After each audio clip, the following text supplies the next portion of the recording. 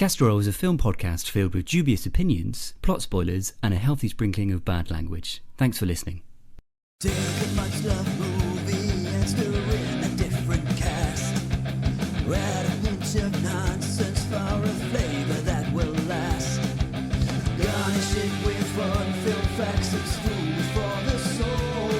It's a tasty, yummy, silly, funny movie casserole. Casserole. Hello and welcome to Castor. My name is Jim, and each episode myself and my two co-hosts Sam and Nick review one of cinema's much loved or unloved films with the aim of also serving you up a delicious recasting.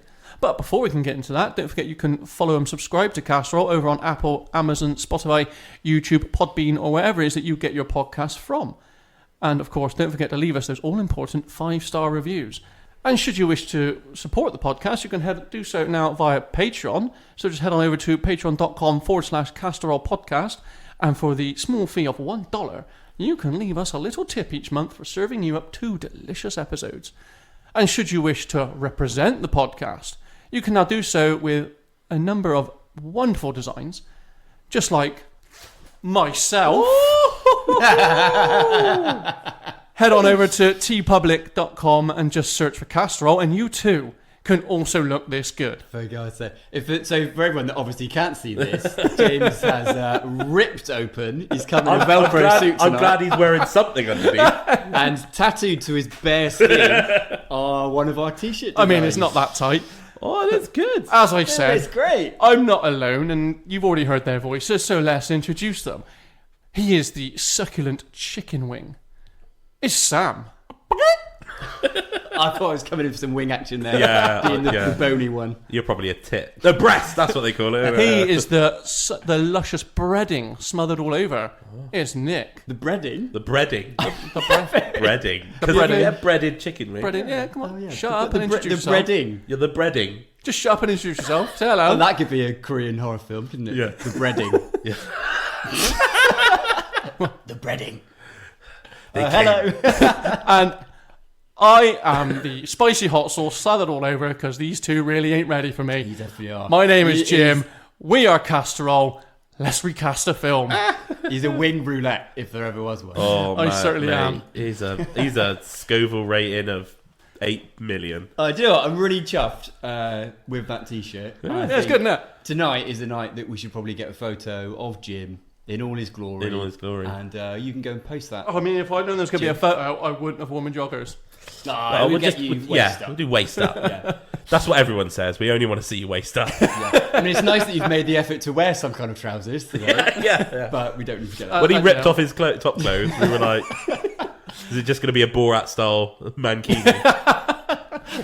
I mean, they are in the works. Castor Mankinis. Casserole mankinis, God, that'd be good. That's Patreon, right? Casserole mankinis that Jim has been worn consistently for a full week, and then post them. Well, whilst doing my current job where I'm sweating profusely. Whoa. So that's got to be $50 a month, hasn't it? I can actually reveal an exclusive, which is exclusive to you guys. You don't even know this yet. Oh. I am currently working on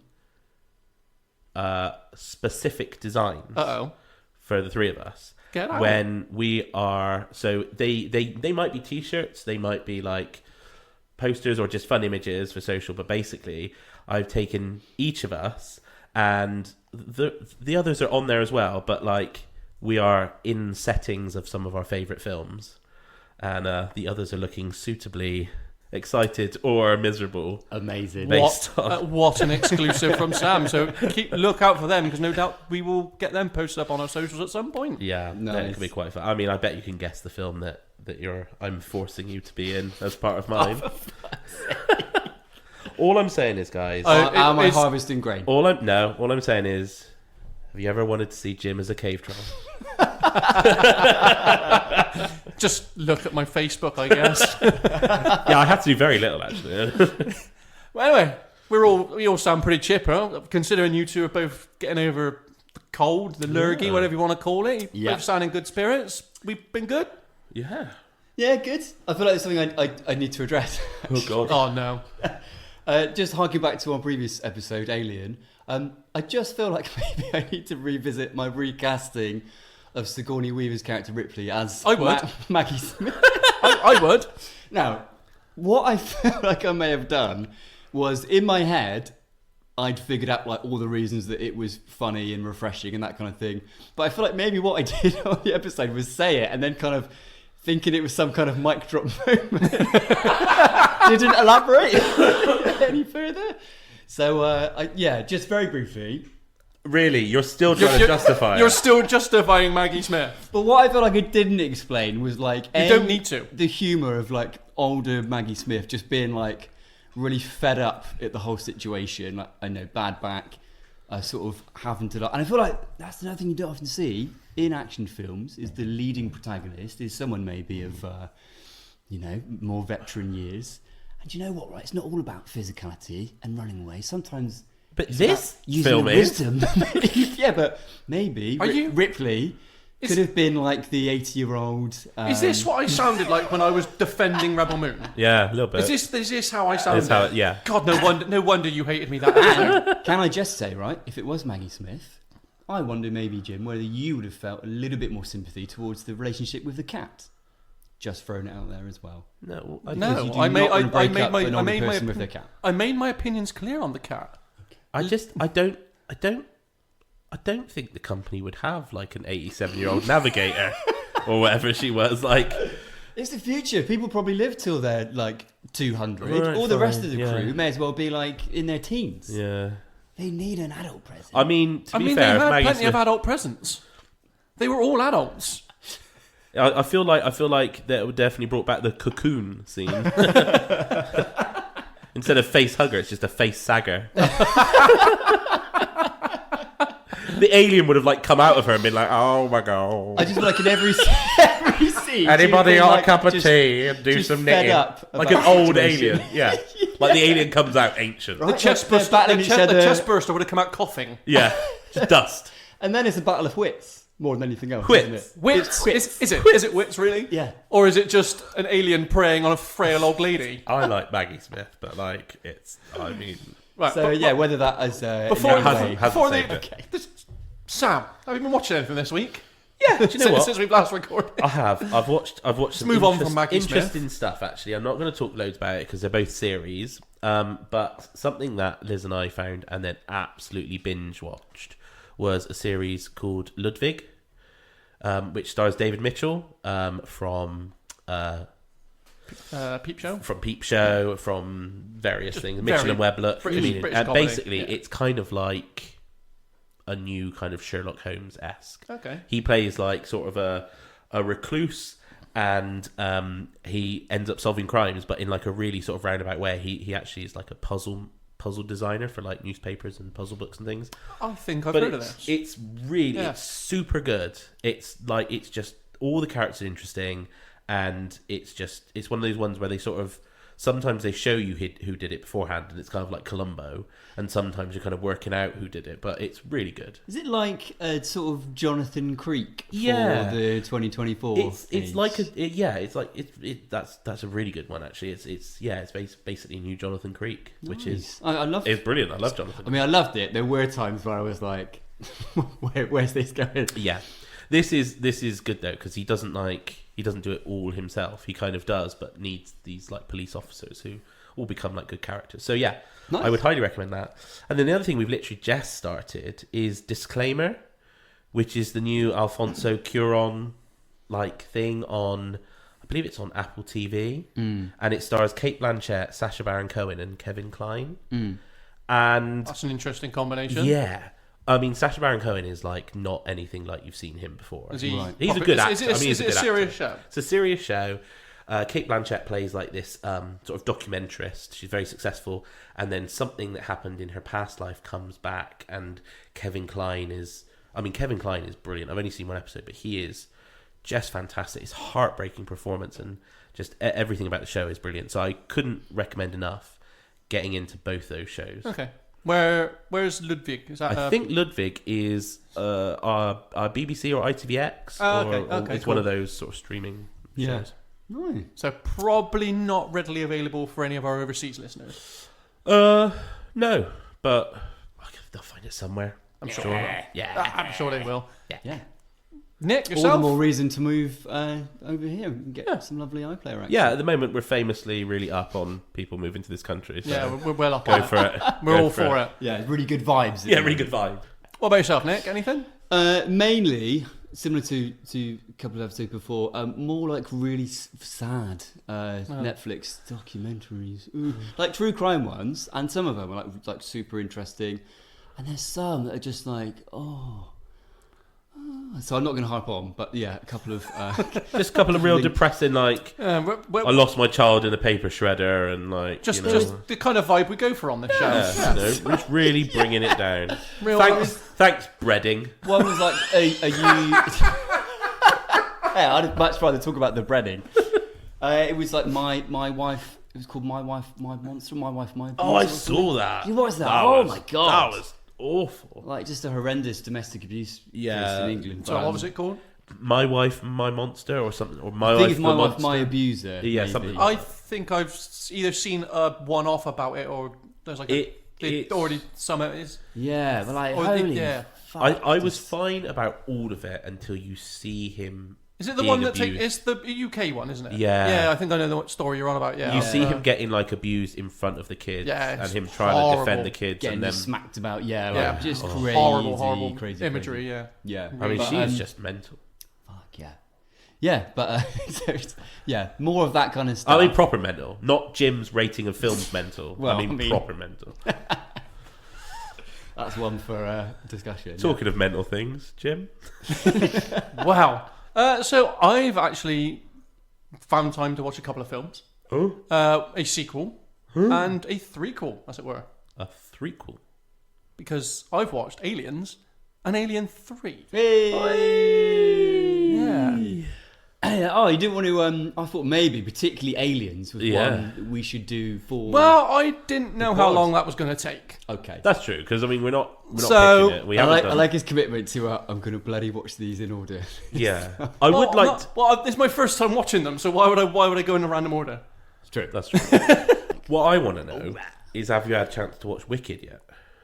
No, because it only came out yesterday. Yeah, but my wife and daughter watched it today. With me and the wife have plans to watch it not this Friday, but Friday after. Oh, Because, yeah. so I did they haven't love seen, it? They loved it. Like they have not stopped Yeah, talking so about it's it. on the list. It's we're watching. We are watching Moana 2 this coming Friday with yeah. our son, and then the following Friday we plan on watching Wicked. Moana 2 looks good. There's a lot of good stuff coming out. So yeah. So, Obviously, the new animated Lord of the Rings. yeah, Lord of the don't Heroes. not bothered by that. Moving on. Moving on. So yeah, so we are here to obviously cast a role, a film. What film is that? I hear you ask. Big film.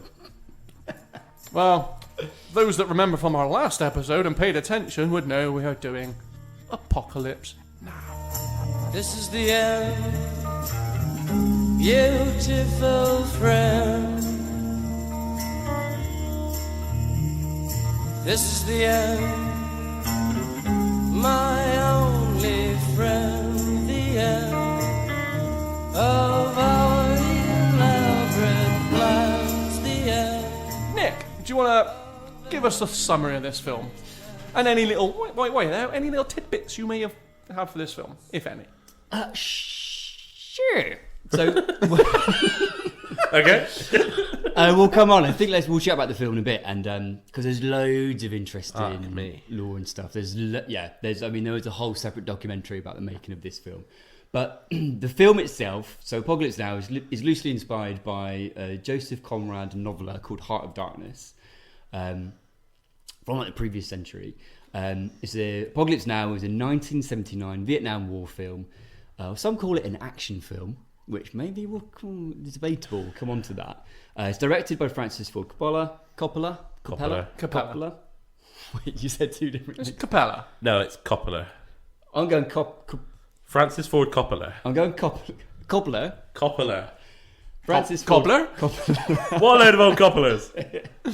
It's starring Martin Sheen as Captain Benjamin Willard, a US Army veteran, and he's dispatched on a secret mission to find and assassinate rogue special forces officer, Colonel Kurtz, who was famously or infamously played by Marlon Brando. Oh, Brando. Accompanied by the crew of a Navy patrol boat, Willard journeys up the Nyung River towards Kurtz's outpost in Cambodia, encountering various allies, threats, hazards along the way, including enemy ambushes, man-eating tigers, and a helicopter air assault unit led by the surfing-obsessed and somewhat unhinged Lieutenant Colonel Kilgore. Great character. Great name. Great name.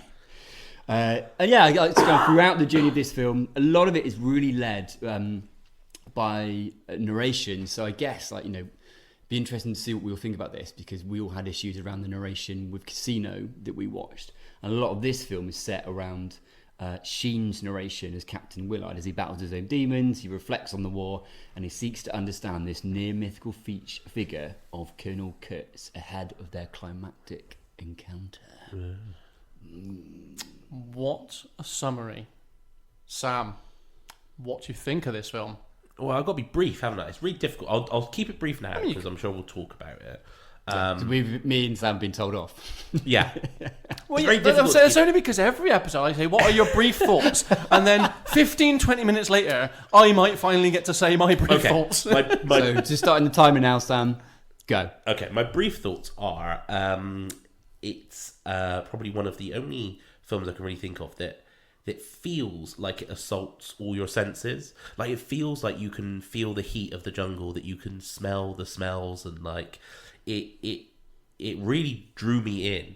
And I actually think it does a really good depiction of sort of slightly slowly going insane.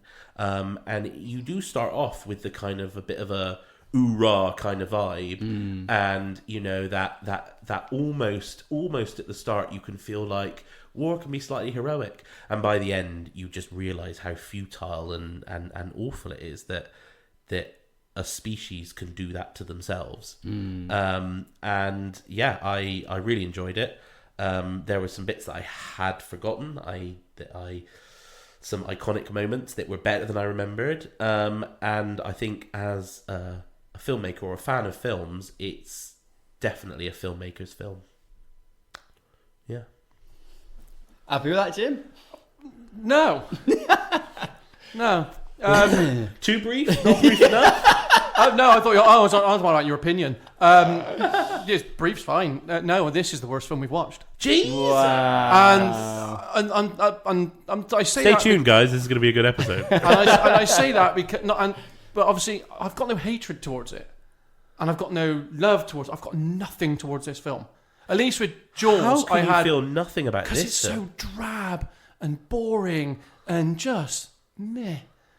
Honestly, it was like 3-4 years later, Rambo got made, and I think Stallone went, see that film, do that, but not shit.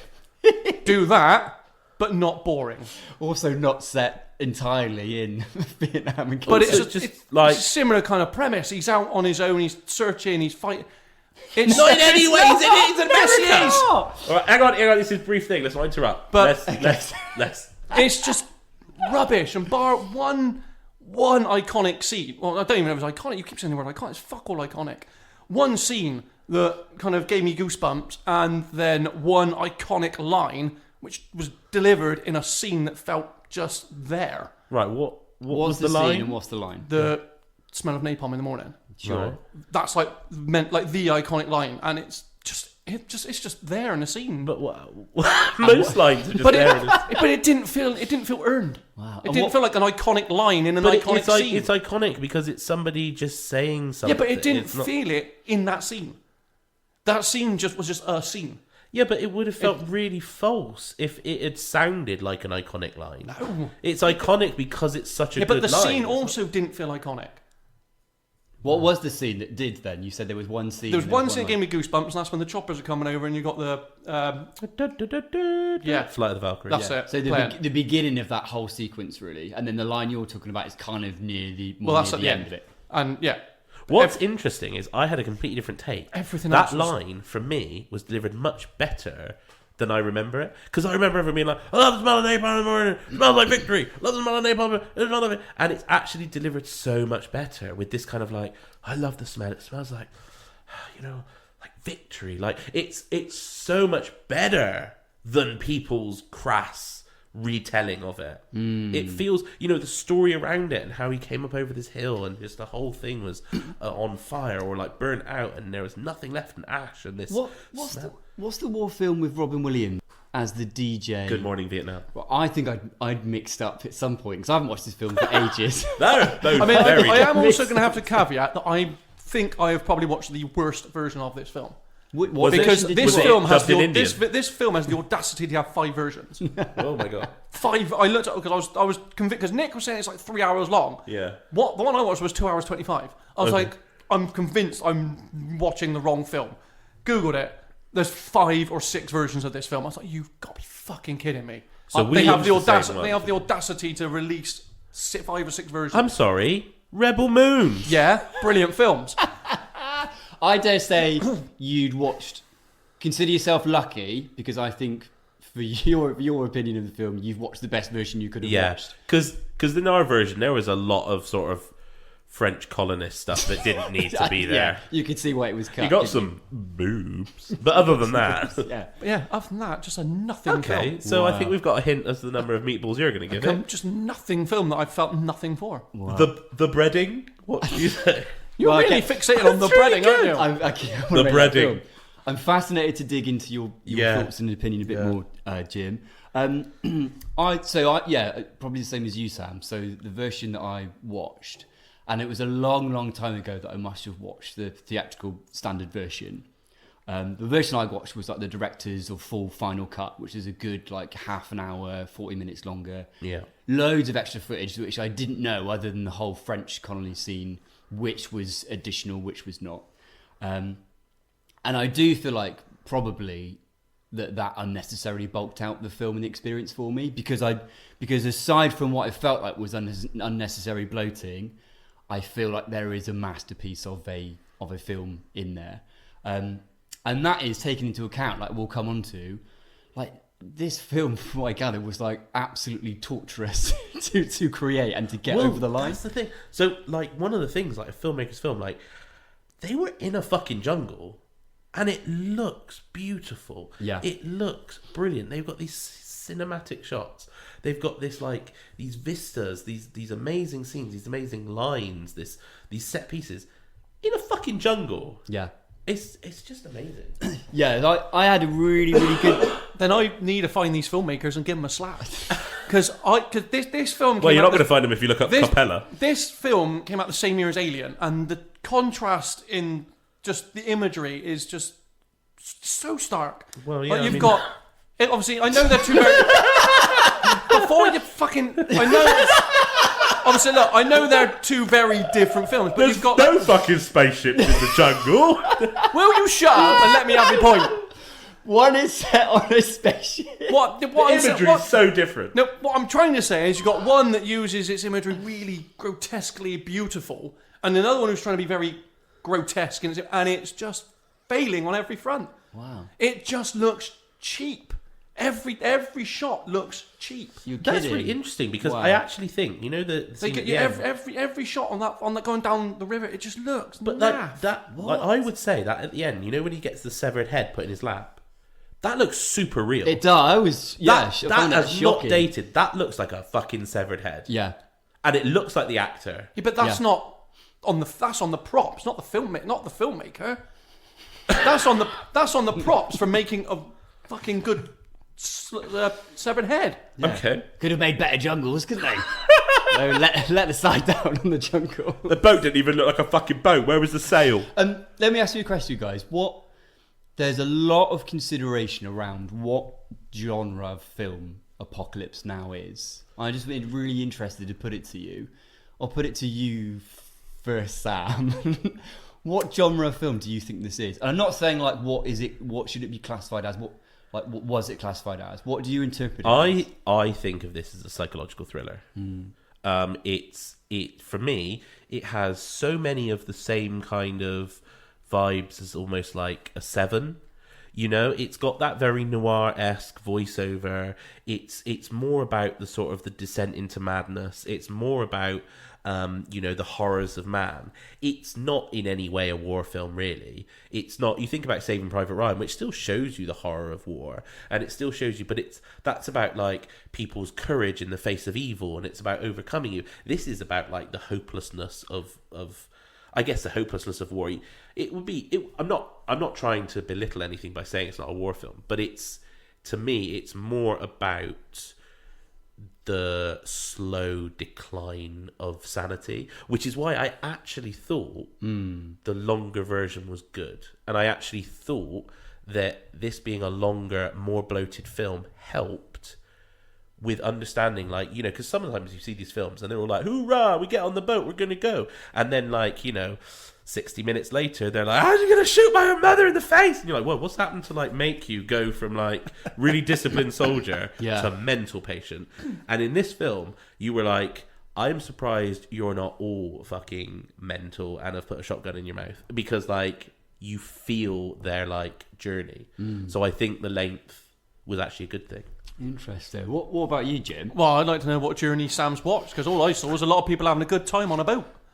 But it changes so quickly. Like, No, they it are doesn't. having a good time at the All start. they ever are is having a good time on the boat. The only one that ever seems to focus on anything is Martin Sheen's character. And that's just him with his really drab, drawn-out dialogue. He's the only one that seems to kind of look remotely like he's progressing, but you know, this is that's so interesting, because he doesn't progress from This me is just until the end. it's just a shit war film. I agree. He's kind of... He's the consistent. I feel like he's consistently unhinged because he's been there. This is like his third or fourth Well, he's like tour or detached, something. isn't he? But yeah, right. Obviously, like PTSD and all that. So their interpretation of this film. So I agree with you, Sam, that this is a psychological thriller, borderline a horror film in some aspects, through the lens of like a Vietnam War action film. There's elements of kind of satirical comedy in it as well. It's poking fun at just the pure insanity of the whole conflict. But there are theories about this film. Like, some people feel like maybe it could be, the whole thing could be Willard's LSD trip or sort of hallucination. Some people sort of theorize that the whole thing could be his kind of purgatory. So at the very end, when the mission's complete, it's almost like he finds himself back in the hotel room waiting on a call. And it's like just over and over again, that sort of hell. it's like, almost got that Dante's Inferno-esque kind of rings of hell. Yeah, it's a really good analogy, actually. Like, he's delving closer and closer to hell, and there's this massive kind of, you know, he's there to meet the devil ultimately in Kurtz. It's interesting that we've all got slightly different interpretations. Jim, was it because, so famously in previous episodes,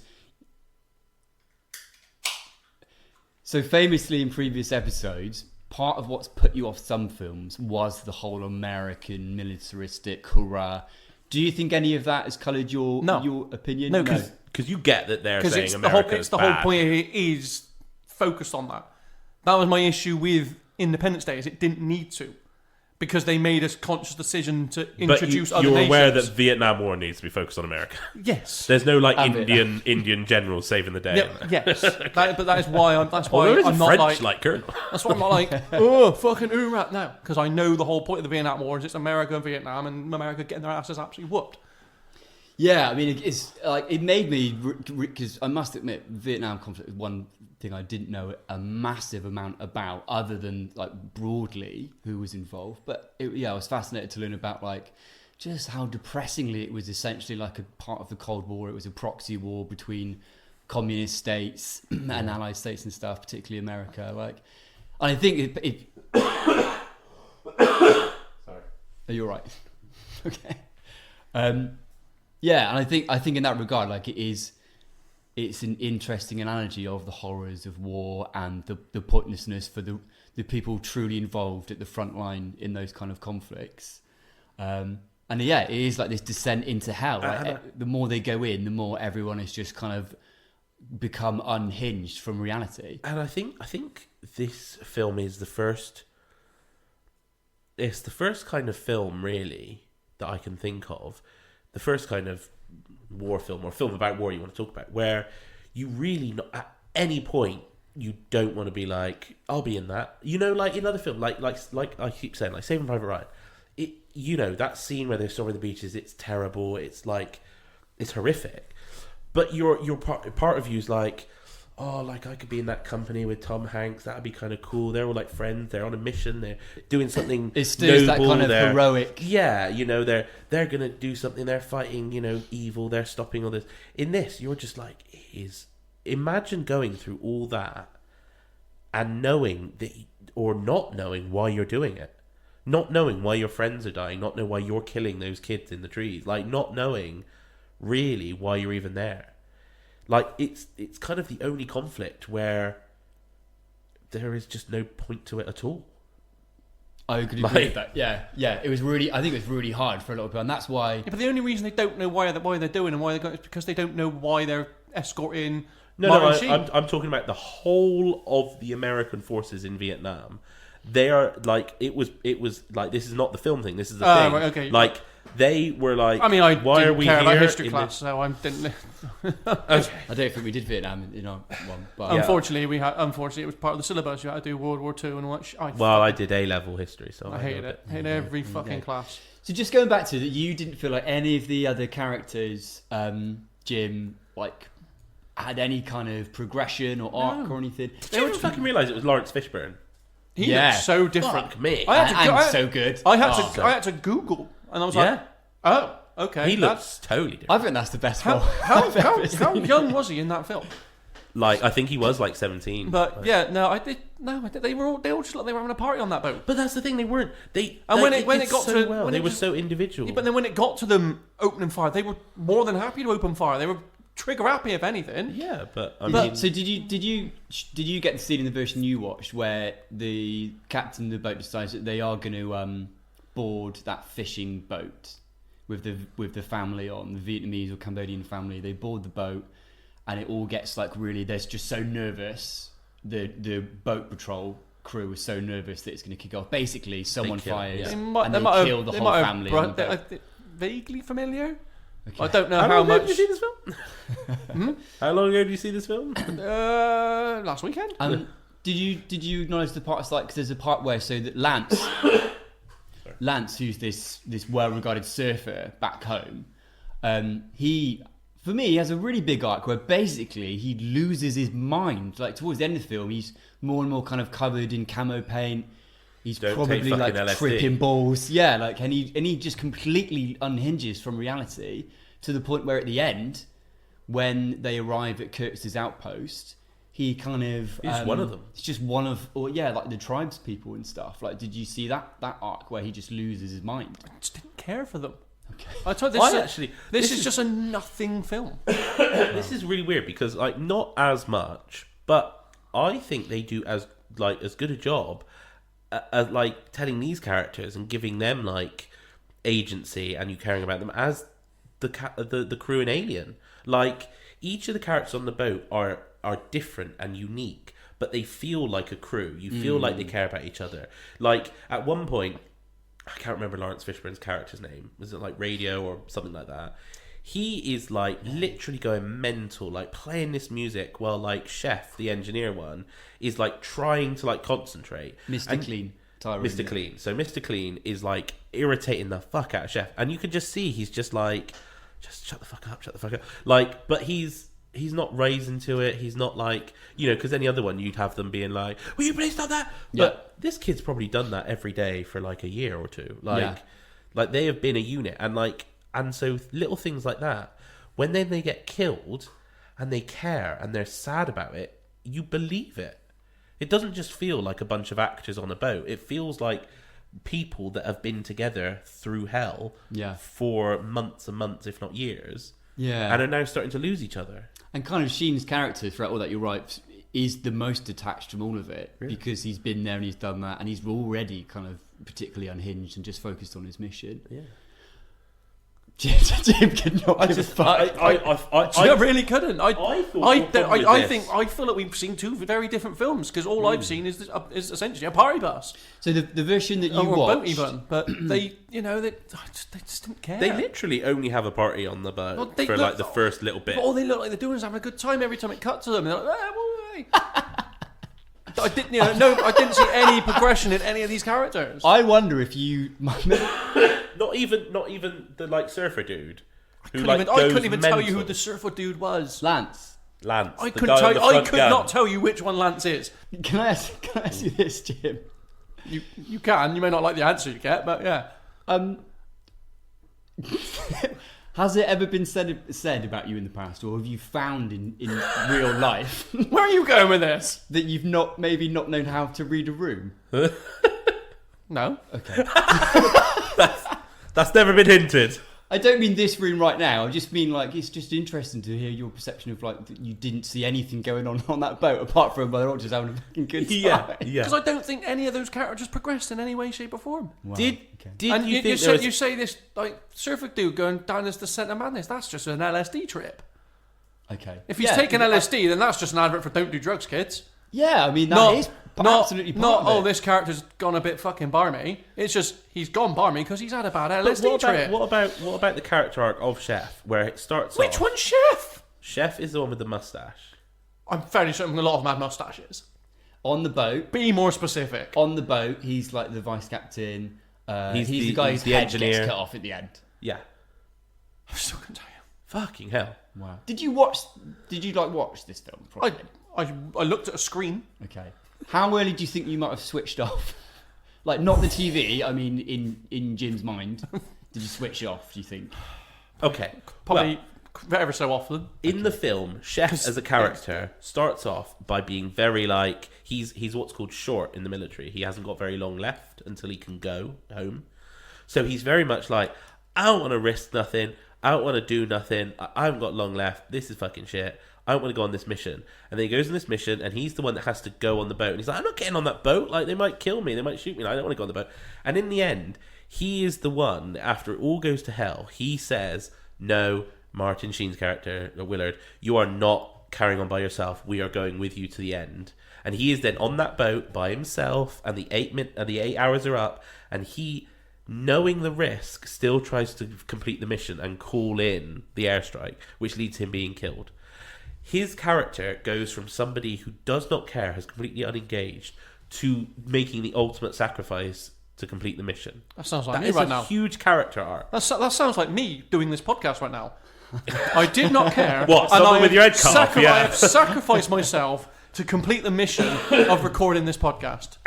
It's amazing because Just call me Chef. I'm not saying this is by any means, but this film was not necessarily regarded at the time. It was well thought of, but critics did have some thoughts around it. Wasn't perfect, but it is retrospectively considered one of the greatest films of all time. Fucking nonsense. Like in a lot of like top 5 Rubbish. playlists, Yeah. like the best films. I think ever it's made. IMDb number something. Yeah. Yeah. Absolute tosh. I don't necessarily think it is, but I absolutely see elements of a masterpiece in this It film. is. And there's a load of amazing, interesting information about like how incredibly difficult this was to make. It was continuously Marlon delayed. Brando, fucking hell. So, so Marlon Brando, which we'll come on to maybe when we come to recast and go make a cast roll.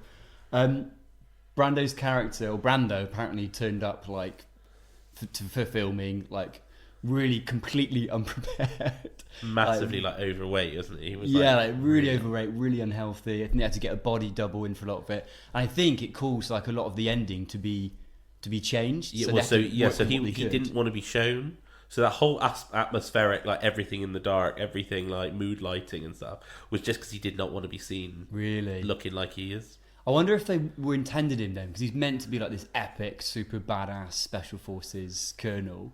If they had intended a bit more of like physicality from him, like when he goes to and cuts. Yeah, Presumably it's I either don't think him so. or I think orders he is supposed Chef's to have head gone get to cut off. seed kind of thing. I think he is supposed to have like Right. not let himself go as such, but like he's become more of a man of the mind than a man of the body. That's interesting. Apparently Willard's voiceover was entirely recorded by Martin Sheen's brother, Joe Estevez, because they basically have the exact same voice. Oh my god, I did not know that. Yeah, so I think Because I saw that Joe Estevez was in it, and I was like, what was he in it? I think he doubles for Sheen in Does he? quite a lot of scenes. Yeah, and I think 'cause Sheen also literally had a heart attack during production, and I think was worried that he would get cut and stuff. So I think he claimed that it was heat stroke instead. Like the whole process of this film was like sets getting like destroyed by typhoons and stuff. Like it just, I think Coppola had to borrow and re-borrow and constantly go back to the studio and ask for more money and that kind of thing because the budget just kept on blowing up and blowing up. Yeah. I think it was so good. Like there's so many like moments in it. Like I can't remember in the actual release if there's that whole scene, you know, where they stop at that weird kind of like, I mean, there's lots of like points along the river, but you know the one where they then have like a sort of a almost like a titillation show, and the women come out, and all the soldiers they go play like their bunnies, and that was felt like a really out of left field scene. That, but I think this is the they thing. just land on a helicopter. Obviously, although I do think it's meant to be kind of, I think they kind of did have that kind of stuff. Well, they have they? USO shows, but Yeah. obviously in Vietnam they couldn't have USO shows, so they kind of had like, Yeah, whatever that was. Yeah, but there's just so many scenes where you're like, and that's why I think that theory of like the descent into hell, the different rings. Yeah. You've almost got like, well, was that one lust? You know, and then you've got different ones, and it's it's interesting. Yeah, kind of, even if it wasn't necessarily, I think that analogy works, but even more kind of basically than that, it was kind of like the further they went closer to the front line. So I think they had to cross into Cambodia, didn't they, to get to Kurtz's. So it was like beyond where there were any other Allied troops. And that final outpost they get to in the dark, where there's that bridge that's constantly being destroyed and rebuilt. That for me was like the scariest sequence of the whole film, because it was like, where's the commanding officer? Like no one knows like who's in charge, what's going on. They're just like wide awake or trying to sleep, and it just felt like really freaky. Yeah, because really imagine being there. That would be like being trapped in a nightmare. Yeah, you can't get out, you can't go anywhere. You're just in the ass end of nowhere, fighting shadows in a jungle. Like it'd be terrifying. You know what though? I don't think it was perfect. At least the very extended version that I watched. So Jim, I'll give you this. You didn't see the whole French colony section. Well, how long? Not needed. Because there's a version that I'm sure totaled up to about nearly 3 hours 45. That's when there were so many different versions of this film. Yeah, we saw the. Well, how long was the runtime of your film? It was like 3 hours 20, something like that. Yeah. So there's like more tacked on. Yeah. So I felt like it didn't need that. It didn't need as much kind of, I think it needed to get to Kurtz quicker. There was a section after that bridge bit, and then getting to Kurtz, there was a bit of a delay and stuff. There was a bit of ambling, and then it was like the French colony scene that just took away. It was a bit like when we spoke about the cocoon scene being deleted from Alien, like it takes away all the pace. I climactic ending. It's difficult because I agree that I felt that it was too long. And I know I felt that it was long, and it was almost like difficult to get through. But I felt that was then maybe a bit more of like added to it, like with any of these kind of things, the build up to Kurtz is more than actually him himself. Yeah, like, you know, so like you're getting to him, almost there, not quite there, still other stuff in the way, and by the end you were just like, just get there, and like that's how he must have felt, and like I think it kind of added to it, you know. Like I could imagine watching this film when, like, because I watched it before I got ill, but if I'd watched this when I was like in the middle of like sort of like, you know, fever kind of, would have been like a real kind of like, whoa, like assault on the senses, strong painkillers. Yeah. Jim, you said you had a favourite scene. Well, I mean, I won't really call it a scene. It was like 10 seconds on a fucking screen. Which was the helicopter attack. That was it. It's literally quite a long sequence with all the helicopters flying in. Then there's quite a long action sequence of the helicopters blowing stuff up and people landing. And then him trying to make people surf. I literally just mean the helicopters flying over the water with the music behind it. That was it. After that, couldn't give a shit. Okay. Couldn't give a shit. Okay. Because I knew what was going to happen. They're going to start opening fire on what looked like a school or something.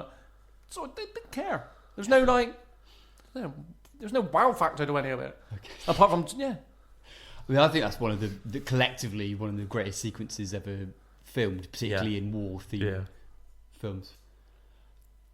I mean, I did. It was. I mean, not to get really nerdy, but at A level, I did something which was cool about the changing nature of warfare, and like it went from like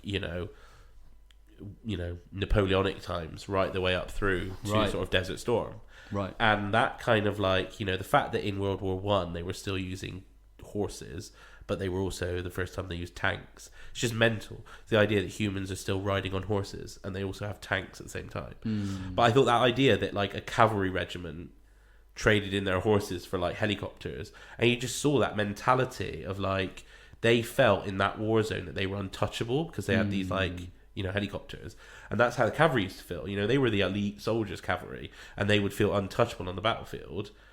And like they feel untouchable, and then every time like a helicopter goes down, they're almost like, "Oh, like what?" That shouldn't it's happen. like and it's like a helicopter's just crashed. Like, are they okay? No, they're all dead. Oh, that's annoying. Like, go get them. Like for taking one of us down. And it did like that really well. That kind of arrogance. It was just I really liked it. I think probably we should do our meatball reviews now, to be honest. I just want to quickly go past you. One more question. I'm so fascinated. Did you have a favourite character in the film, or if you had to? Yeah, the ending titles, because it was stop this horror of a film from being in my eyes. No, Wow. I don't think there's a single character that stood out. Really? You quite like the photographer. You quite liked the photographer. Who? Thought he was good. Dennis Hopper's Hopper. character. Oh the, yeah, journalist. okay, yeah, Hopper. Yeah, if I had to pick one, he wasn't. He just wasn't in it enough. Harrison Ford. He's my favourite. In it for like 10 seconds. Actually, no, my favourite but if character is the civilian who's just there having a meal with them. Not mentioned. If I had to pick, Dennis Hopper, but he should have been in it more. Do you know? I did notice in that early briefing scene where you've got Harrison Ford and you've got like the top brass who are giving Willard the mission that they're meant to be chowing down on some good food, and it's so obvious that like no one's eating. Like the number of like empty forks that got put into mouths, I did notice that. It's like, come on. I bet the food went bad quick. Yes, and the number of takes that you do, Yeah. I guess it would take like. Did you have a favourite character, or are we going to cover that in our cast rolling? I think my favourite character is Chef, because I think he has a bit of a feel of Hudson from Aliens from me. He's like that guy. He's short. He's not engaged. He doesn't want to do this, but in the end, he makes the ultimate sacrifice to try and do the right thing. And I think in a film that definitely does not have any heroes or try and make out that war has any heroes, he is the closest thing that comes to just a normal guy trying to make it. And I think his death's probably the most tragic.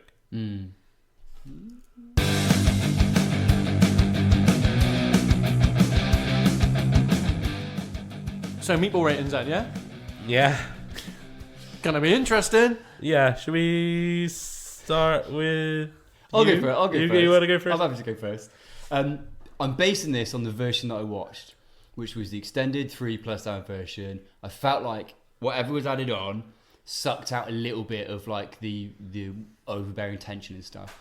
So on that basis, I'm dropping it down to a 4 meatball film. But I do think somewhere in there's a version of this film that is a 5 meatball masterpiece. So that's my rating. Nice. 4 meatballs. Should we end on a positive with me? Well, So if yeah, wanna- because you're both ridiculous. You're both ridiculous. You can be the shit sandwich. I think you're both absolutely ridiculous for this. It's the worst film we've watched. I've just felt nothing for it. No, if I felt any form of rage to the film, I'd arguably mark it higher because it invoked an emotion in me. But it's invoked no emotions from me. Do you know what's interesting is that whilst I think this film has both style and substance, it's a very stylized film.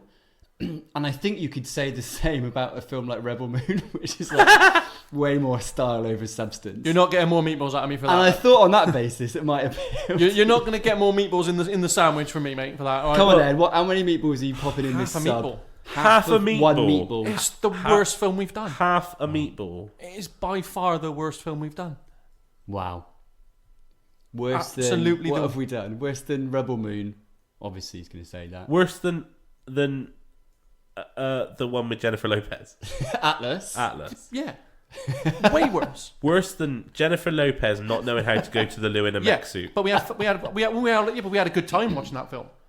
I had a good time Not watching all that films are about having a good time. No, but it gives you enjoyment and makes you prefer the film. It will make you review a film and rate a film higher if you enjoy it. So you've rated Jennifer Lopez's Atlas above Francis Ford Coppola's Apocalypse Now. To be fair, I think I gave Atlas 3 meatballs. It was a good old time. I think you gave it 3.5. It was a good old There's a time. half a meatball left. But remember, I don't I've think it's also like I've also masterpiece ranked it filtering. more than Jaws. But Jaws, I had an emotion out of that. It invoked- Another one of the best. films ever Another made. one of the best films ever made. Just down absolutely there. shocking. But that evoked an emotion out of me. I can't remember what I gave Jaws, but yeah, this is not. It's a I think nothing Jaws might have film. been before we did ratings. But this is an absolute nothing film. Wow. Got no emotion out of me. I was glazed over most of it. I was just glassy eyed, just like, yeah, that's a film happening in front of me. I can believe that. So it gets half a meatball, and that's just for some cool helicopters. Did you go in completely unbiased, unprepared? Yeah, well, I don't know what the ready film's to see about. what it's about? Apart from I knew it was about the Vietnam War, but I had no idea what the film was going to be. But there was clearly a very early stage in watching it where the Jim brain was like, Yeah. I'm off. I'm going to go into standby for the rest of this. No, I reckon I probably got about halfway through, and then I went, "This is just shit." Okay. Okay. Well, I'm. Now we'll let Sam have his madness moment and just spunk all over everything when it doesn't deserve it. Go on. I'm gonna give it. I'm not gonna give it 5. But You not have because, got a level of sanity then. Not because I don't think it's a 5-star film. Like I said, like it's a 5-star film. It's classic. It's amazing. I think for most people, makes them a different person from before they've seen it to after they've seen it. Right. But the only reason is like because my star rating is also based on like if it was on the telly, would I watch it? Would I always watch it? Like, is it like one of my favourites that I'd want to watch?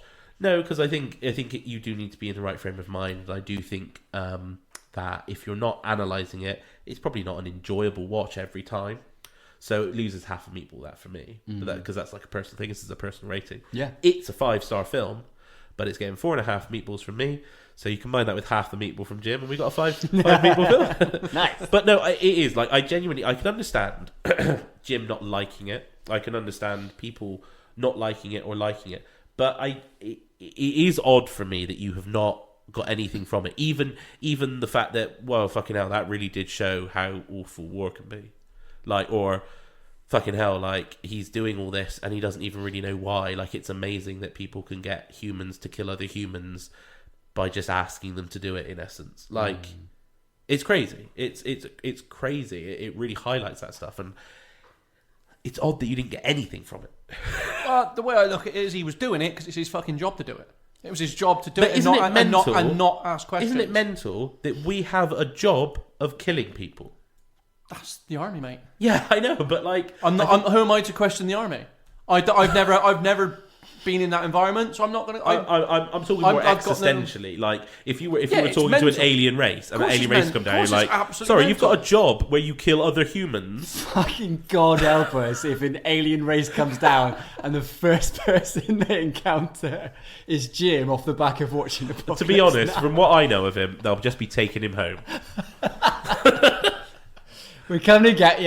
Yeah. Go away. Of course, again. it's mental, but I don't think these people are there because.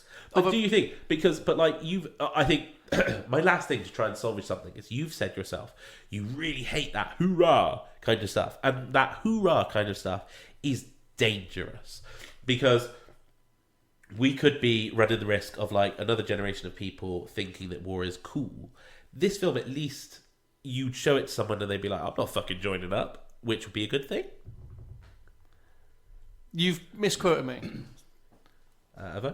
I don't hate hoorah. I Okay. hate hoorah when it's not earned and not required. Right. So, like I said, in the case of Independence Day, wasn't required to be all hoorah America because they'd made that conscious decision to involve other But you're nations. not against hoorah. I'm not against hoorah Right, okay. if the point of the film is hoorah. I'm against hoorah if it isn't to the backdrop of hoorah, oh fuck, we shouldn't have been hoorah. Yeah. Because every film I like that's got hoorah is like Aliens. Hoorah! Fuck, they're actually better than us. We shouldn't have been hoorah. Yeah, it's kind of satirised. Or not necessarily satire, but there's got to be like an awakening. Right. What didn't you like then, Jim, about the Ura in Starship Troopers? Don't know. I can't remember what I said. Okay. And we're not going back on Starship Troopers. Okay. We're not going down that rabbit hole again. Okay, so Okay. 4 meatballs from Nick, 4.5 meatballs from Sam, half a meatball. Can I say, I feel bad sometimes, but when there's a film where like it's culturally considered like a great film, right? Like maybe me and you, Sam, think like, yeah, it's a great film. I worry sometimes that when Jim comes in with what some might regard as a really refreshing take, right? But certainly original, I don't want us to be like, oh well, you obviously don't know the films. It was obviously a masterpiece. Like, good on you for having your own take. Like I said, like you can not like. I'm just surprised you didn't find anything in a film that for me had so much. But the cinematography just looked cheap. The score. I mean, the score is. I had one scene. I had one scene where I was like, yeah, it's wicked. But actually, like the score in all of it, like when they don't use sound. Yeah, it's terrifying. It's and terrifying. it's effective. Yeah, we've got to touch on that whole Flight of the Valkyries scene, the whole build up for me, and we'll come on to it. Lieutenant Bill Kilgore is so played by Robert Duvall. Best character in the film for me. I think he's amazing. I Yeah. think he's hilarious, terrifying at the same time. He's got just loads of amazing lines. He's kind of the kind of father figure to his troop, and yet he's also kind of unhinged himself and like so focused on surfing and stuff. Puts his troops in danger to go back to this place because he hears that this landing spot is a great surf spot as well. Like he's got loads of great lines. Like 6 foot waves. yeah, Charlie, don't surf. There's loads of good lines from him. So for me, I think that for me this film it has a lot of allegory in it, and I feel like Kilgore is the USA before the Vietnam War, and Kurtz is the USA after the Vietnam War. Well, man, yeah, because he is like, "Hoorah! I love the smell of napalm!" Like up America, like surfing. Yeah, and then the war happens and the troops come back and this is always bad. Like whether you agree with the war or not, you always have to support the troops because they didn't choose to be there. They are doing, a job. It's crazy that we've got that as a job, but they are doing a job. It is necessary. You should always support them. But they came back and they didn't have a hero's welcome. And this was a few years removed from VE Day, when there were parades in the streets for troops and veterans were like high up there, and they would be, maybe they were at VE Day, maybe they were or their parents definitely were and stuff. They were one removed from the greatest generation, and they were coming back and they were reviled and they were hated and they were spat at, and that's wrong. And I think Vietnam did break America a little bit. Yeah. I mean, look, when that scene was happening, I started getting, and I was getting goosebumps up my arm, and I was thinking, oh, okay, this film's about to turn around for me here, and then it just went straight back to just, oh, okay, drab. Do you think because it wasn't a all-out action film? No, because I was up until that point, I was understanding it's not that film. Yeah, it was quite clear it wasn't going to be that kind of film. Yeah. And then it started turning around. Oh, okay, they might actually have some. Oh no, it's just back to just drab. The other thing I did want to mention, because obviously we said we'd talk about it, and it's something we have talked about before. I actually thought the voiceover was brilliant in it, and I think maybe that's because like in war films, it is quite a used trope because they're almost like they're writing back home to their loved ones, or they're filing reports, or they're getting their notes down in like a log or something. So it feels very natural to kind of have voiceover in sort of war films or like conflict times, because this could be somebody, you don't know if he made it or made it back, or it was from his memoirs or from something. Like they were reading this guy's thoughts about this time, and I think it worked very well. And it didn't feel like the voiceover was there as exposition. It felt the voiceover was there as just a sort of a spotlight into his into inner thinking, inner thoughts. You know. Yeah, I also felt like it did a good job because we were messaging. I think like some of us were partway through watching the film, and we said about who we making a cast roll of from this film. We said, well, it's got to be Brando as well. And you said, Jim, like, hang on a minute, he's not even. I'm like part of the way through the film. He's not even made an appearance yet. But I was about 2 hours into the film when I said that. Yeah, Could have been about 2.5 hours. And he's still in the yeah, he is not in a lot of the film. No. But I think like the part of what those monologues from Willard does is he's looking through the case notes, he's looking through the information about Kurtz, and he's building up this myth of Kurtz in his head, isn't he? And so for me, I felt like Kurtz was in the film from an earlier stage because this picture of like Kurtz is built of the myth, the man, the legend, the Larger monster. than life, you know. Yeah. I found it effective. I feel like it was a lot of it. I didn't know whether that was because there's more in the extended cut or not. Maybe, yeah. Shall we try to put Jim out of his misery and maybe move on? Should we move on? Can we finally move on to the casserole? Okay. Shall we casserole this thing? Okay.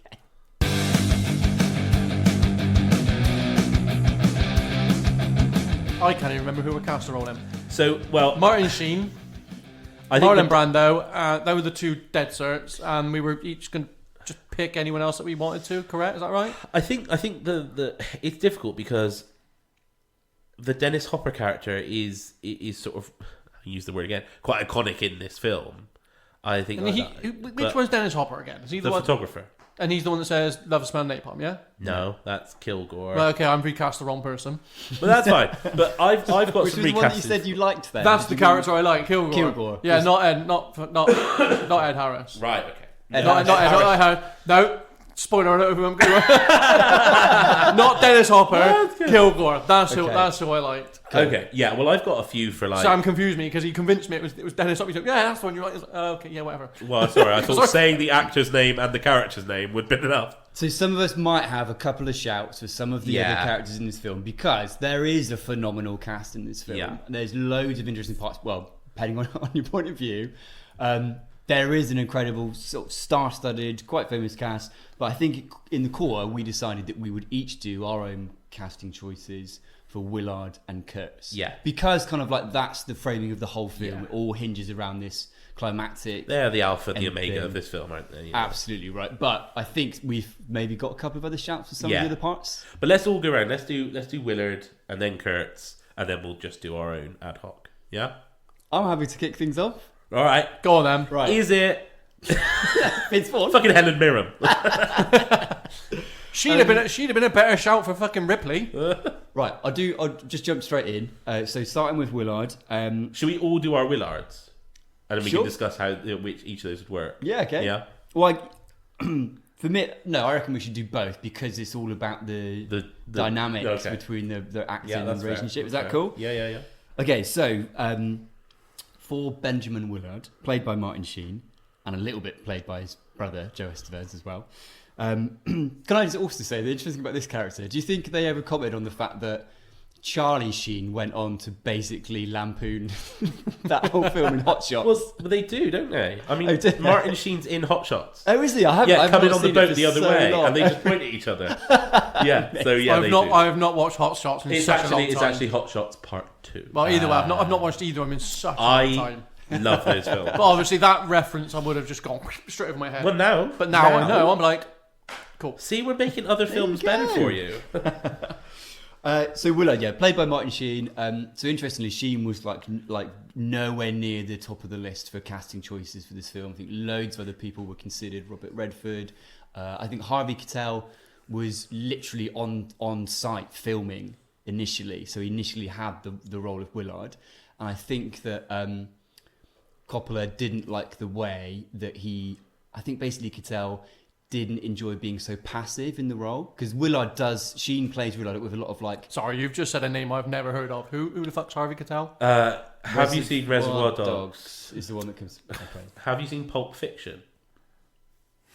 No, he wouldn't see any of this. He's been in other stuff, yeah. We'll look it up in a bit. Yeah, he's been in other stuff. You'll recognise his face. Yeah, Google him. No. And yeah, he like was doing some of the roles. I think, have I got that right? I'll double check. But I think basically in the end, because he was playing him didn't want to play him so passively, and a lot of what Sheen does in that character Willard is like staring off into space. There's a lot of like conversations that end and Willard's just staring, and that is quite that like kind that of though. PTSD. He lets people almost like, it's that thing, isn't it? If you want to know if someone's lying, just don't say anything and see if they trap themselves in another lie, or like he's very much like waits for other people to make a mistake. Yeah. I agree. I think that's my choices. That's what I want to capture, with that kind of like slightly unhinged, staring off into space. So a person, I'm going to say a person, but they're not, potentially not as well known. So I've got like a main choice, but someone I thought would be amazing is an actor called Christopher Abbott, who I think I've shouted at before, is in one of my favourite films, which is Possessor. I think he could play it really well, really kind of staring into space, unhinged. The person I've gone for is based on their performances in films where I think they do this really well. It's a bit of an A-lister choice, and that's Ryan Gosling. I think I've shouted him before for other roles, actually. Gosling. Maybe in Seven or something. That's not a bad shout, actually, Gosling. Yeah. But I think like in films like Drive, in films like some of his self-directed work, where they are really dark films, actually, he's got that kind of like, he's obviously like this really good-looking A-lister kind of charisma, but also he's kind of got that staring, like that 1,000-yard stare. And I think he could do that really effectively. So that's my choice for Willard. Colonel Kurtz. Right? Oh God! Let me just say, right, I think there is a really funny spoof version of this film. Is it Maggie Smith? Right. This is not my choice, but I think there is a spoof version of this film where they get there and Will Ferrell has just gone like totally rogue. I know you fucking Will hate Ferrell? him, Jim. Like there is, I think it's like grown up on like Anchorman and all those kind of films, which I still feel like I totally get where people are like, he's not funny, but I think there's a really funny spoof version where like he's just gone completely rogue when he gets there, and he's just like ordering the tribes to do like loads of crazy shit, like bring me like 10 severed heads now and that kind of thing. But in all seriousness, the casting choice that I've gone for Colonel Kurtz, so I think it's just got all that gravitas. We might need to graft his head onto like Dolph Lundgren's body or something. And once again, bringing back Philip Seymour Hoffman. Oh yeah, Philip I Seymour think, Hoffman. like, imagine like sat in the darkness, reciting the poetry, all the monologues. Would Philip just be Seymour like, Hoffman is such a good show. He'd be unbelievable, I think. But yeah, He maybe for the like they did with Brando, they'd have to bring in a stunt double. Or Like- something. Or we like- could have henched up. It's a crap film, but Mission Impossible 3 with Philip Excuse me? Seymour Hoffman. Excuse me? Mission One of Impossible. the greatest franchises of all time. Fuck off, are you calling Mission Impossible 3 shit? Well, Mission Impossible 3 is one of the worst of those. Alright, I'll allow you to say that, but the franchise is probably one of the best of all time. It's right. Hang on. Pause. It's definitely not one of the best of all time. Yes, it is. Jesus Christ. It's one of the best franchises of all time. Can you really call it a franchise when it's one story told 7 different times? Yeah. Right, okay. But him in that, where he's just like, you know, like up to that point, you know, Ethan has been able to talk his way out of everything, and then he's like, I don't care, I'm going to find you, I'm going to break you. You've got people you it's love, just I'm going to kill them. unnervingly. And it's just that, like, fuck. Yeah. And yeah, I totally agree. That's what I feel like he'd have, that kind of like this is was a great man, but he's just fucking broke. His mind is broken. Yeah, and I think that could be really scary. So those are my choices. Ryan Gosling and Philip Seymour Hoffman is fucking strong. Oh, thanks, man. And then I had one other my curveball. And it sounds like you might have a choice for this, Jim, as well. Was for Kilgore, and I thought that Sam Rockwell could play an interesting. He's good. Take Yeah, he's on good. Kilgore. He's brilliant. That kind of, he'd be like super sort of chirpy, Nice. and then he'd just be like, "God damn it!" And I think that could be really fun.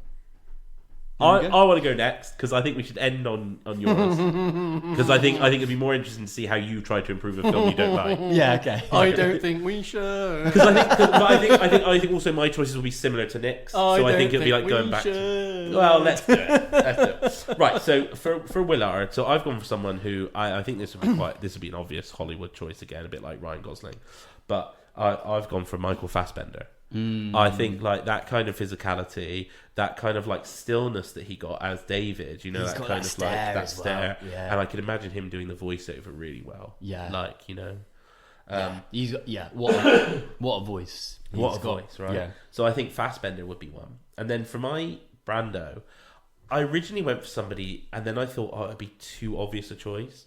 So I originally went for Vincent D'Onofrio, who is Kingpin in like Daredevil and things. Yeah. But he's in like Full Metal Jacket. Yes. And that's another famous, Vietnam film where he goes crazy. And I thought it'd just be too simple. Vincent D'Onofrio could definitely do it. He would knock it out of the fucking park. Yeah. But I've gone for someone who I really think needs to do another one of these roles. He's only done this kind of role once as Candy. Is it someone from Bridgerton? No. Okay. It's Leonardo DiCaprio. Wow. As Kurtz? As Kurtz. Wow. Because him as that unhinged Candy, like in Django. Yeah. I want he plays a villain so well. Yeah. I want him to do it again. And I just think like him, like kind of like you could see him like being this like, poster boy, shaved kind of, head, like, would be imposing, like right? just go for it, like DiCaprio, like let your inner demon out and just be mental. I'd kind of really want good. DiCaprio to like to do it, but I want him to turn up unprepared. As well, and then do it, and I feel like he'd be great. So I've got a few other ones for the other ones, so I'll rattle through them quite quickly. But I think for the photographer, who's played by Dennis Hopper, really, again, this is really obvious, but I think Willem Dafoe would just be great. He'd just be mental, and he'd just be like, I'm spaced out, man. I'm seeing like things go through time. You don't know him. He's a prophet, man. Yeah, he'd be great. He'd be great, right? And then for my Kilgore, this guy just Matthew McConaughey. Oh, Think Matthew McConaughey in Reign of Fire. Yeah, just like, man, I love this Monday. Like it'd be so good, right? That's a great And then shout. for like the crew of the boat, I just run through it really quickly. So for Lance, who's the surfer that goes mental, Shia LaBeouf. I think he'd be Great good. shout. Like he would show going mental. Well, that's just because he is mental. Well, yeah, but he's also a great actor. Yeah. Limited prep needed. For Chef, who's the guy that to the end actually is it, Joseph Gordon-Levitt. Great shout. For the cleaner, Caleb McLaughlin, who's from Stranger Things. Yes. And then for the captain that like cares for these people, Idris Elba. Ooh. Just like got that gravitas. And got the gravitas and like really taking like the cleaner under the wing. Did you think of that role though because of his performance where he plays the captain in Prometheus? Yeah, I mean I forgot he was in Prometheus to be honest. Yeah. He does an American accent in Prometheus. He's like the ship's captain. Yeah. And, but I do like the I can see it. I think it's a good choice actually. Yeah. So that's it. So I think there's so many roles in this that could be played by these like really iconic actors, and they would just make it sing because they're really great, well written characters. Jim. I still can't believe you're calling this a masterpiece and saying they're well written. How can you not say they're not well written? Because it's a shit film. It's so believable. It's the dialogue. Fucking not. Nothing about it. I think. Anyway, I think we're maybe coming to the crux of some of this because there have been some trends in films we've spoken about in the past. I wondered sometimes if his dialogue. I can't tell if his dialogue that you're not a fan of like lots of dialogue in a film, but then we've watched other things where you do really seem to enjoy quite emotional dialogue like Shawshank and stuff like that. So I was trying to think like, is it like just where like a film relies a lot on just a lot of talking that turns you off, or is it something else? I guess we'll never know. No. I guess we'll never know. I mean, you could not care less. I could not care less. Tom Cruise. Okay. Yeah, all right. Okay, well, like a sort of young Tom Cruise. Tom Cruise. All right, fine. Tom Cruise. Just Tom Cruise. Tom Cruise now. There's a reason I asked the question of where the fuck is Kurtz, because I had to Google Marlon Brando in this one because I don't know what he looks like, and I just got an image of generic bald man. Generic bald man was only in 10 seconds of this film that I watched, so I've cut him. What? You didn't choose anyone? Just he's cut. He's not in the film. Not in the film. Not in the film. Kurtz is not in the film. Right. Do you know what? Right. From that insanity. Short film now. No, but from that insanity, no, what if he gets there and doesn't find anyone? Yeah, that's actually cool. No, he can still find someone, but you just see the back of someone's head and then he kills him. Because that is how little he's in that film. I mean, he has I do not see him in that film until in the flashing lights and he's getting stabbed. He has extensive And bearing in mind, dialogue. I don't know where the fuck how he got to him. Because one minute Martin Sheen's in a cage, and next minute he's not. And I didn't even see him get out of the fucking cage. They don't. They carry him. He's fucking walking. Yeah, but they carry him out of the cage, and then he like talks to him, and kind of like he's letting him kind of be his disciple. That whole section, yeah, because when he gets there, they talk about someone else that was sent on the same mission, and they warn him like someone got there and turned. So they got there to assassinate. Well, Kurtz what I saw was Martin turned. Sheen walk, lurk, stab. No carrying, no. He's in about 20 seconds tops. So that role is just cut, and you can just stick a fucking stunt double there. Maybe there is a fifth version of this film we don't know about. It's like a fan-made 20-minute. Yeah. There's like napalm shit, there's a tiger, then he stabbed so him. little of this film that I was like, what's the fucking point? And yet you sat there and went, oh yeah, it's such an iconic casting.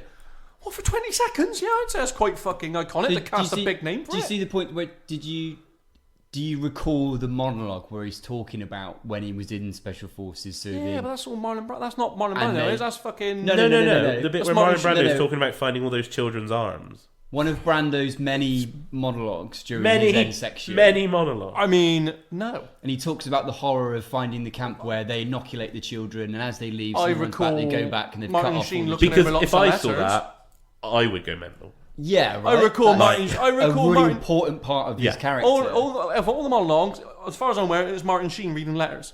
Okay. If you're telling me that's Brando's thing, okay, fine, but he's not on screen. Yeah, he's on screen during that bit because he's speaking. We To the fucking camera. won't. He fucking won't. Or if he did, I was in full glaze mode then. But as far as I'm aware, he was in 20 seconds of that film just getting stabbed, so do you know what, you're gone. You know, there is a version of this film which actually, like you said, so I don't not like it when he gets there and either like he doesn't exist or he gets there and he's already dead or something. Yeah, he's been killed by the people. And Willard just assumes that role because there is. I think they said about the making of the film like when they had to create the ending as it is because they had to adapt and stuff and they were a bit screwed in terms of what Brando was able to perform and do. That they decided to go with like this Fisher King-esque kind of ending where like at the end when Willard's having killed Kurtz is walking down the steps of the temple and all the people are there kind of and then he's now revered as like this godly figure. I think like obviously he's then back on the boat but there is a version where almost like he could sit back down or maybe like he gets there Kurtz was long dead like he's a skeleton like on the throne or something and then Willard just sits down on the throne and becomes like the new Kurtz or something. Yeah. Like, that's cool. That is I really think cool. that's good. So Yeah. your version can work too if you want. Your reasoning behind it is more interesting. And yeah, as I may have spoiled, yeah, just Kilgore, Ed Harris. He's quality. Ed Harris. I mean, Does- Ed Harris is a... Yeah, in he's full quality. The Rock mode. He could be if he wants. But, you know, then it just kind of goes against what Sam was saying and it's how, obviously, it would probably be delivered in the way Sam envisioned the line being said when actually Sam thinks it's better than it is.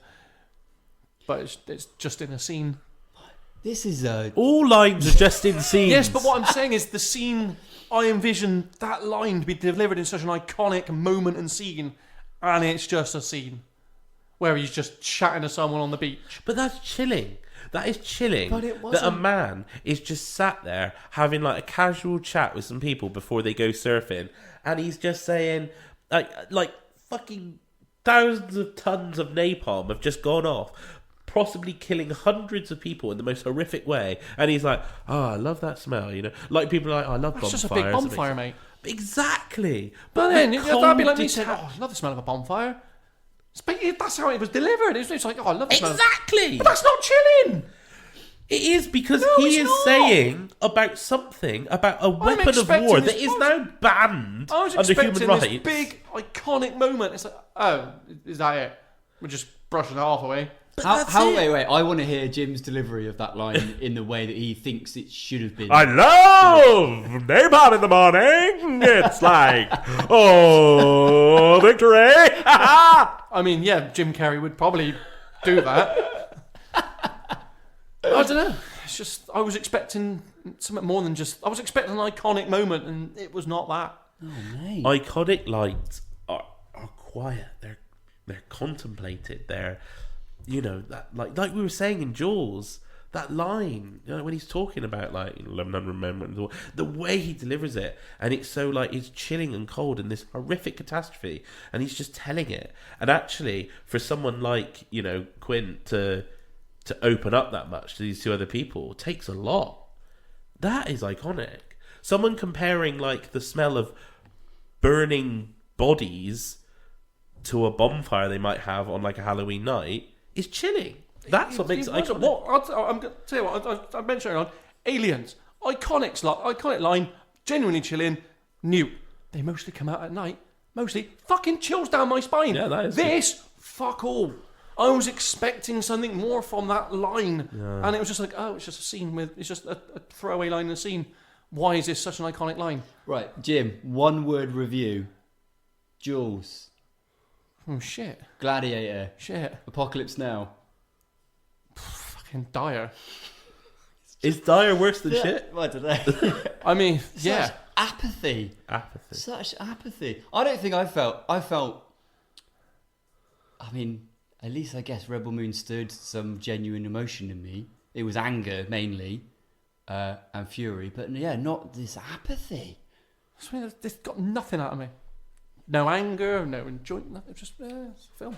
Okay, well, it just existed on screen. Well, we've recast it. We've recast it. We watched the film. Two of us enjoyed it. Yeah. Jim, I'm sorry it wasn't for you. To be fair, you will probably find this with most war films. Unless I'm not really a war film kind of guy. So I'm probably never going to enjoy a war film unless it is just something that clicks. Have you seen Saving Private Ryan? Yes. Right, okay. And from memory, I really liked it.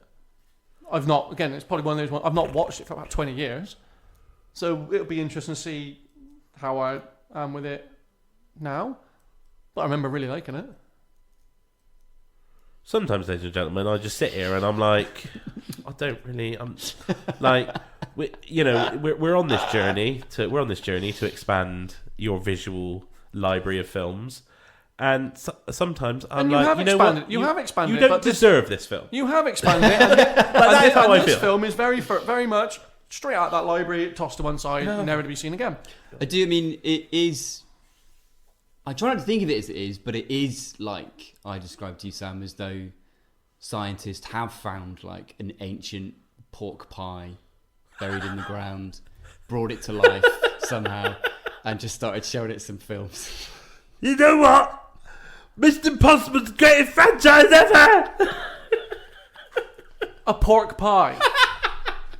I mean, I would have allowed anything else, but something that I just can't stand. You don't like pork pie? It's vile. You don't like a pork pie? They're vile. A little bit of English mustard. Little bit of piccalilli. Oh, they're just rubbish.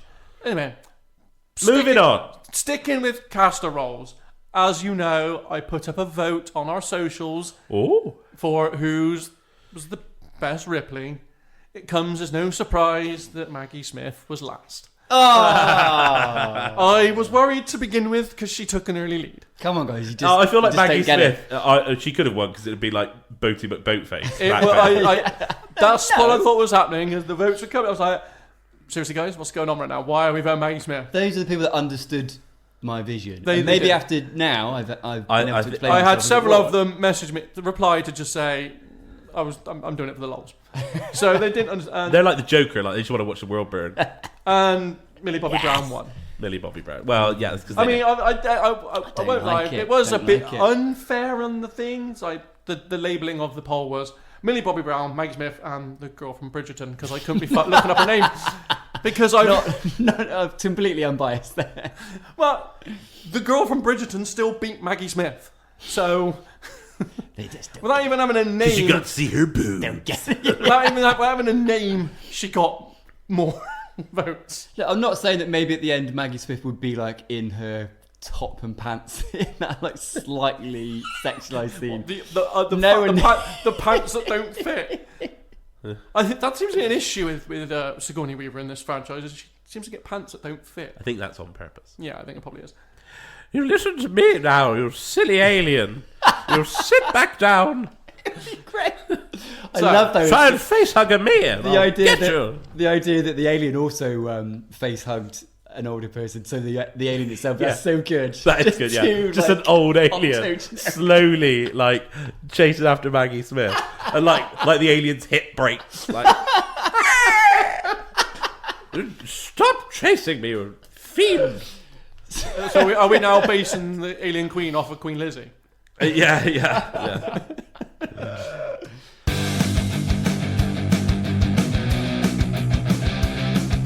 So, we've successfully or unsuccessfully cast our old Apocalypse Now. Should we find out what we're watching next? Yeah, come on. Yeah, let's see come what on. film. Should we rip Let's that see what back? iconic, amazing, classic film Jim can be like, meh.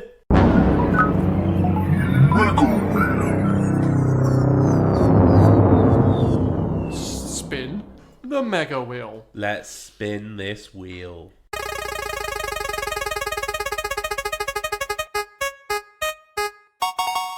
Oh. And the wheel has dished up. You ready? Running Man.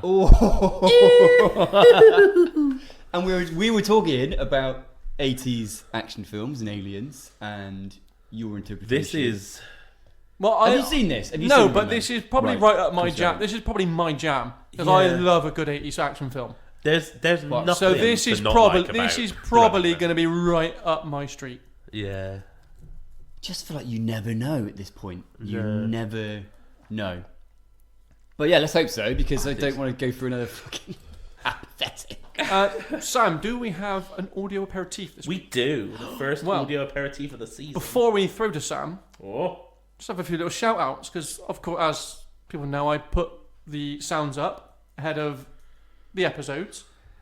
So we actually had a couple of good responses.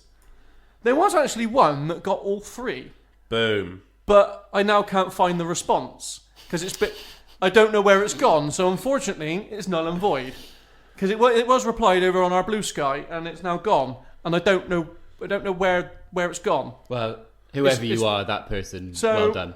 Yeah, but however, we have got one that's got two, and then two rather. I don't know where these guys are. One from the Watch It If You Can podcast. Zero idea. Time Bandits. That was the response. Time Bandits. Well, for any of the sounds. Good film. Yeah. If I keep saying it, eventually. Yeah. Time Bandits. The Stellar Future Radio podcast. Oreo cookies. What? I don't know. Oreo cookies. Yeah, but our good friends over at the Cinematic Elite podcast, they're on the ball. First one, Monty Python Holy Grail, Brave Sir Robin, Fake Horse. Yeah, nice. Bosh. Second, I can't help but think the Oreo cookies one was maybe replying to the wrong poll. Like, best top snack. Maybe they thought like possibly. was actually people eating. Second one, Opening Battle, Saving Private Ryan. Yeah. Third one, they had no idea. But 2 out of 3, That's not bad. top lads That's not from bad. top lads from down in the old land of Australia. Did I get 2 or 3? You got got two. 2. You didn't get the coconut. You did not get a coconut. I didn't get the cookies. No. Okay. So yeah, but for the first time in year 2, people. Round 1. Audio Aperitif.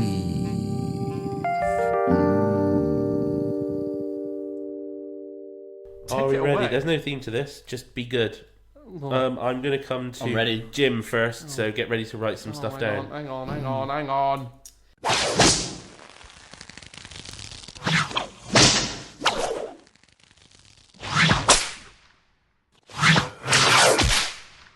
How specific? Do you want the character, or do you want?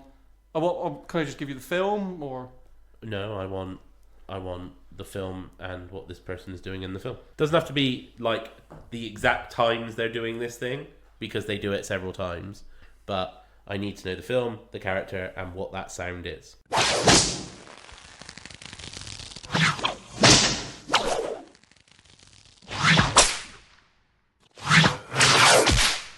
Okay, so Have you written something down, Jim?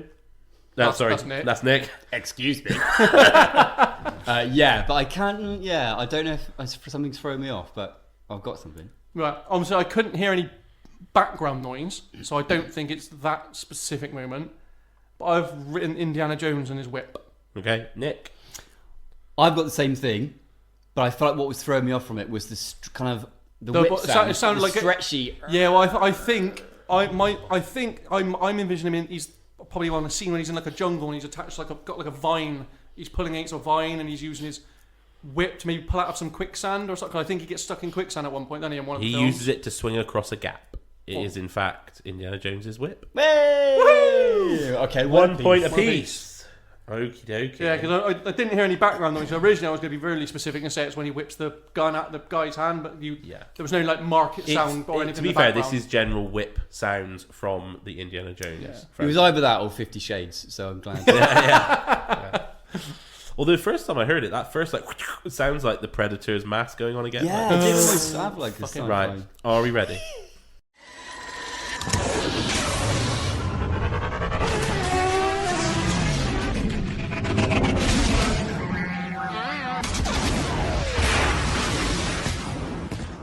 Do we even need to hear that one again? If I've got it wrong, I've just been unnecessarily confident.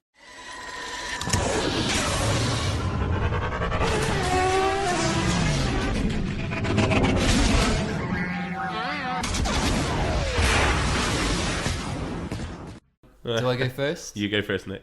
I think. Okay. I've got Star Wars pod racing. Jim? Pod racer. You are correct. Hey! 2 for 2.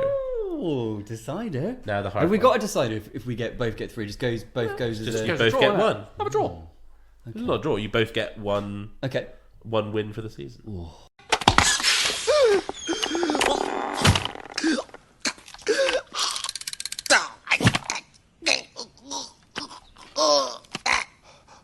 Sorry. A lot going on there. There was play that again. That was Like once you know, it's so easy.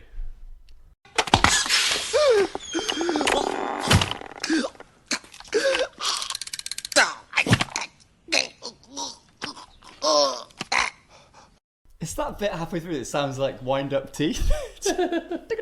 well. I've got a guess. You throwing at me I'm first? gonna- Or? I'm gonna I got do nothing. first, Wait, so I need hang something. on. I don't. No, I can literally. Is it? I don't know. Ace Ventura. No. Right, Jim. Well, that's my guess wrong as well then, because I said Ace Ventura: Rhino Birth. Did you? Really? Running back. That iconic scene. God. I can't believe that's what you had. I totally just pulled. I thought it's him crawling out the rhino. Great scene, by the way. Great scene. It is the scene where Woody opens Buzz Lightyear's helmet. The teeth, makes a bit more sense now. It's like toys and stuff. Well, do you know what, gentlemen? You've let yourselves down there. But with 2 each... Oh, I don't. Hang on. So weird that we both said it. Weirdly, you both went Ace Ventura, yeah? I don't think we've let ourselves down. We got 2 right, Yeah, all right. So which is better than That most is- of last. that is 1 point each for the series so far. A nice way to start it before I Yeah. pull away. Yeah. It's going to be interesting to see if anyone does better. Nice. Nice. Well, there you are. That was Audio Aperitif. Audio Aperitif.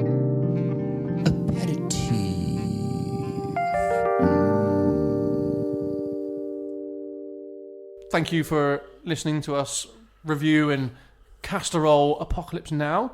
If you want to get in touch and probably tell me how mental I am, you can via email, castorolpod@gmail.com, or over on our socials. We are on X at castorolpod. We can also be found over on Blue Sky. The link is just too long, so just search Castorol. Maybe for Patreon, this should be one where we let Jim do a solo review of Apocalypse Now. That would be mental. Just like, they're on a boat and then fucking there's trees. Like, that's it. Like. And then fucking that bald guy's not even in it. The end. I've cut him. Yeah, I've cut it. Not Fuck, needed. fuck it. More of the helicopters. Why didn't they take helicopter all the way to him? Good shout, actually. Like the Eagles in Lord of the Rings. Why didn't the Eagles? Because the Eagles couldn't get... Right, carry on. Sorry, we interrupted your flow. You're in... Tell us about the pastry on. Fucking...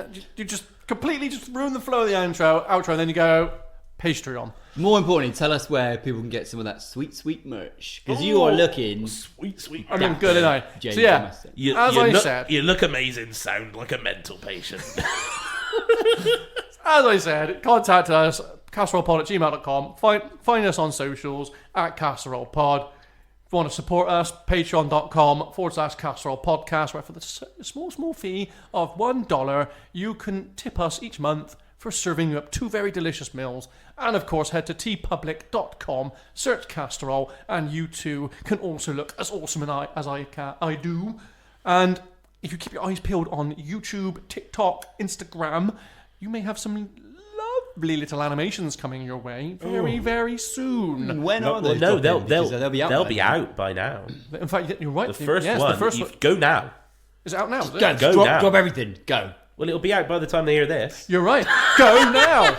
The wonders of scheduling. Yeah, you're right. Go now. They're there. TikTok, Instagram, YouTube, they're there. Go. Yeah. Just search Casserole and all that stuff. You ever wanted to get a feel? This is currently as close as you can get to being in the room with us. It's as close as you want to be. Yeah, I mean, this is almost as good as being able to smell the room. Oh, yeah. It smells like napalm. If that's what napalm smells like a bonfire. I'd rather smell like napalm than, Jim's fart, which is what it mostly smells like. I mean, I've been a good boy today. You farted.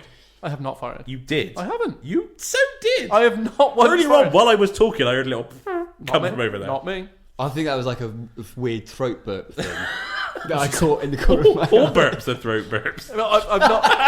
There's not been a burp out of my bottom today. Anyway, I've been Jim. Goodbye. I've been Nick. Goodbye. And I've been Sam. I love the smell of napalm in the morning. Sorry, was Batman in this film? I'm Batman. Rachel. That'd have been a better film. Rachel. Movie casserole, casserole.